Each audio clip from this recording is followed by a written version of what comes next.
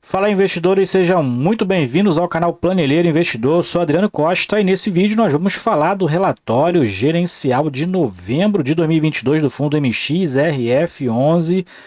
Vamos ver aí o fundo de papel, né? E vamos ver qual foi a performance dele nesse mês de novembro. O relatório que saiu agora no último dia 30 do 12. Então fique conosco aí, relatório atualizado do MXRF11. Se você gosta desse tipo de assunto, FIF, Agro e FIINFRA é o principal assunto aqui no canal. Se inscreva aí, ative as notificações, deixe o seu like. É tudo de graça, mas você ajuda muito a gente a disseminar essas informações pelo YouTube. E também a gente tem nosso grupo do Telegram. Se inscreva lá, o link está na descrição do vídeo. Tá? Também tem aí a nossa área de membros também, para que você quiser ter algum benefício e quiser também ajudar a gente, né, a continuar nosso trabalho aqui. Se torne membro do canal aí, valor irrisório, e também esse relatório gerencial eu vou deixar na descrição do vídeo para você baixar e fazer uma leitura mais detalhada. Bom, MXRF11, para quem não conhece, é o fundo com maior quantidade de cotistas no mercado de FIIs no Brasil. Já ultrapassou 722 mil cotistas na sua base. Acho que a última vez que eu falei aqui no canal dele estava em torno de 580, né? Então segue aumentando aí exponencialmente.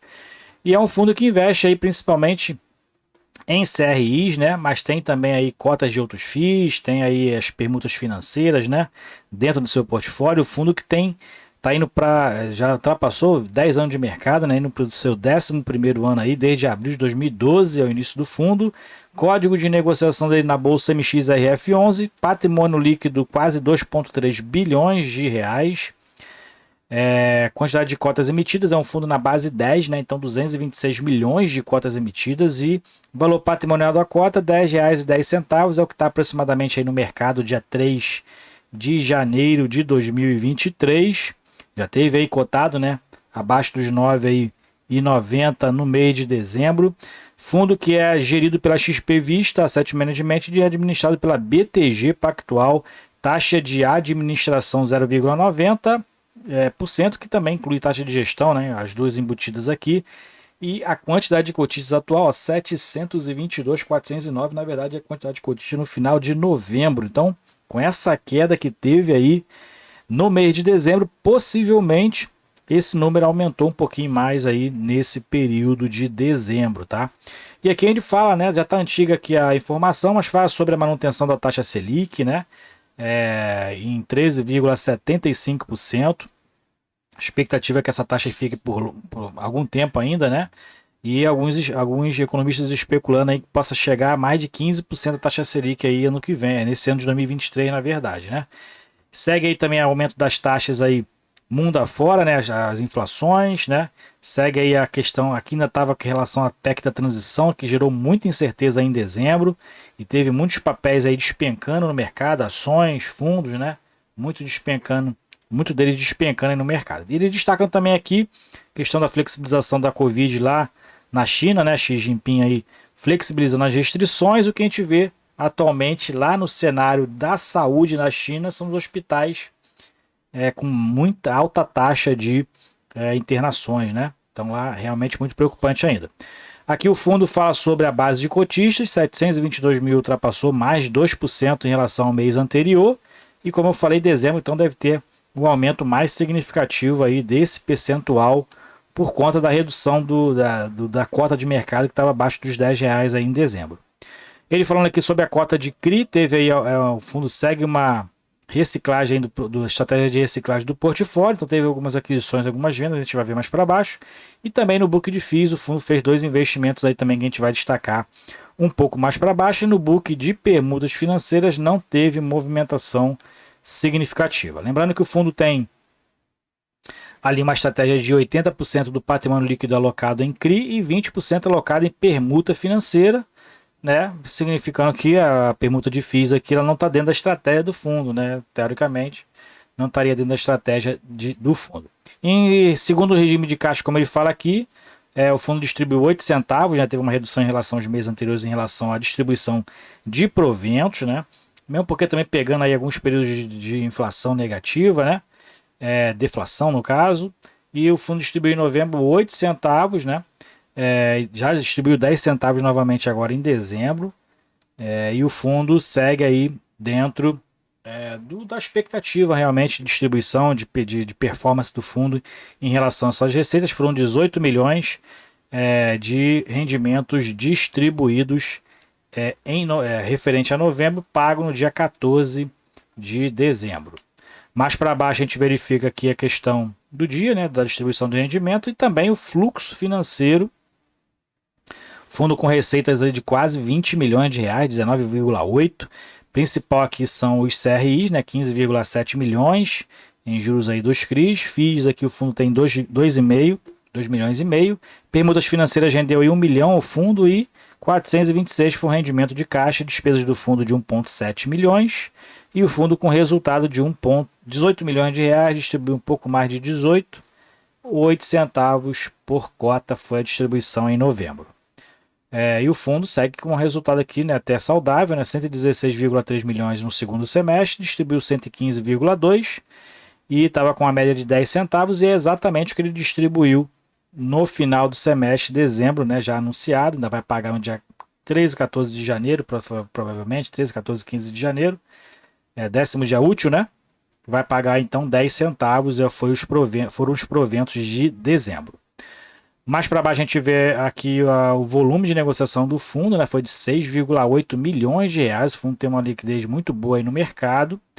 A gente verifica aqui que está mantendo nessa boa liquidez. Foi 137 milhões de reais de volume de negociação mensal no mês de dezembro. Giro de cota de quase 6%. Né, giro de cotas até um pouco alto aí em relação, inclusive, a outros pares aí no mercado. E resultado financeiro e distribuição, a gente verifica que o fundo seguia distribuindo aí acima dos 10 centavos, né? 9, 10 centavos. Teve uma distribuição aqui de 8, já retornou a 10 centavos, que normalmente ali é o resultado que a gente tem verificado semestralmente do fundo. O fundo costuma distribuir todo o seu resultado, né? Não fica limitado ao mínimo 95%, normalmente distribui quase os 100% aí auferidos. Mais para baixo aqui a gente verifica a questão da rentabilidade. O fundo teve uma rentabilidade positiva, né, no mês. O IFIX foi ali praticamente nulo, né? No mês de novembro o fundo teve um total retorno aí bruto de quase 1%, somando aí variação da cota de mercado e também a distribuição de rendimentos. Mais para baixo aqui a gente verifica a questão do portfólio. O fundo atualmente tem 75% em CRIs, 15% em FIIs, permutas financeiras 7%, e o caixa ali girando em torno de 3%. Dentro dos investimentos nos ativos-alvo, são 52% são créditos corporativos, né, que tem um menor risco em relação aos outros, residencial 20% e comercial 25%.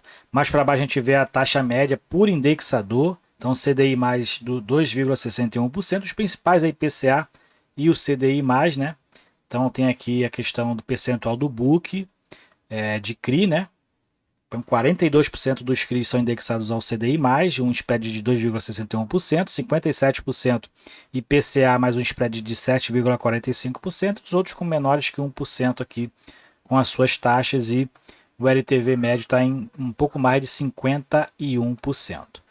Mais para baixo a gente verifica a questão por indexador do portfólio como um todo, né? Então 48% do portfólio está indexado ao IPCA, 35% ao CDI, 16% são os fundos de investimento imobiliário e menores que 1% IGPM pré-fixado e percentual do CDI.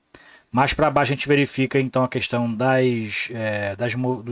book de FII, né? Então o seu portfólio de fundo imobiliário, que tem também uma diversificação interessante. O fundo atualmente está com 345 milhões, em torno de 16%, como a gente viu, né?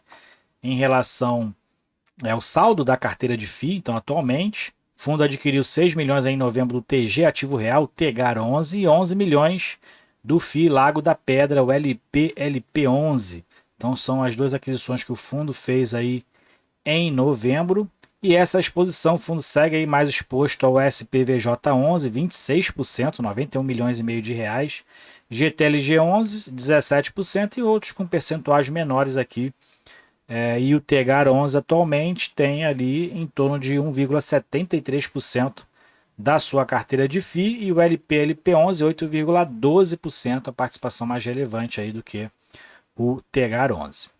Mais para baixo a gente verifica que as movimentações dos CRIs, né? Então, o fundo aí segue a reciclagem do portfólio, seguiu aí com as vendas do CRI Vitacom e Toex, e ainda adquiriu 40 milhões do CRI Açaí 2, e ainda dentro do mês fez aí o CRI BR Malls teve decretado seu resgate antecipado facultativo. Então essas foram as movimentações. Atualmente o fundo está ali dentro das indexações principais ali é 53% IPCA e 45% CDI+, e dentro dos setores de economia a maioria são ativos reais, né? 38% ativos reais. Mais para baixo aqui, então, a gente verifica a questão do vencimento, né? Então, a maioria vencendo a partir de 2029, com durações aí variadas, né? E dentro aqui dos CRIs mais problemáticos, né? Você pode depois baixar o relatório aí, fazer uma leitura desses 4 CRIs aqui, que o fundo segue aí com algumas pendências aí, que segue o fundo sanando alguns CRIs não saudáveis, vamos dizer assim. Aqui é a carteira do fundo, né, dos CRIs, então tem aqui quase todos, né, quase 100% com periodicidade de fluxo de pagamento mensal. Aqui é a composição da carteira, o detalhamento qualitativo de cada um deles e a participação, claro, do volume da carteira, né, aqui é o Mitre Rialt, 103 milhões de reais, então tem toda aqui a questão das garantias e os comentários do gestor e qual é o setor de atuação, tá?